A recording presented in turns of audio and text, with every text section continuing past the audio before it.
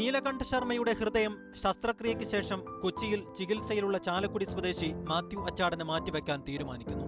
ഇപ്പോൾ സമയം 6:35. നീലകണ്ഠ ശർമ്മയുടെ തുടിക്കുന്ന ഹൃദയവുമായി പ്രത്യേക വാഹനം നാവികസേനയുടെ വിമാനത്താവളത്തിലേക്ക്.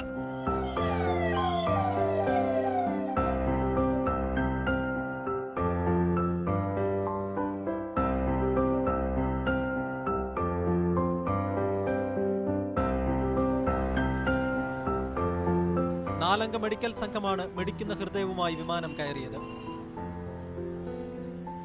ഇപ്പോൾ സമയം 6:45.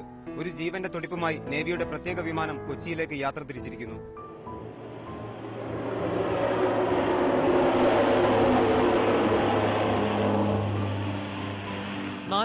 മിനിറ്റുകൾക്കകം ഹൃദയവുമായി എയർബസ് നേവൽ ബേസിലിറങ്ങി. പിന്നെ ഗതാഗത നിയന്ത്രണം ഒരുക്കിയ വഴിയിലൂടെ ലിസി ഹോസ്പിറ്റലിലേക്കുള്ള 8 കിലോമീറ്റർ പിന്നിട്ടത് 13 മിനിറ്റിൽ.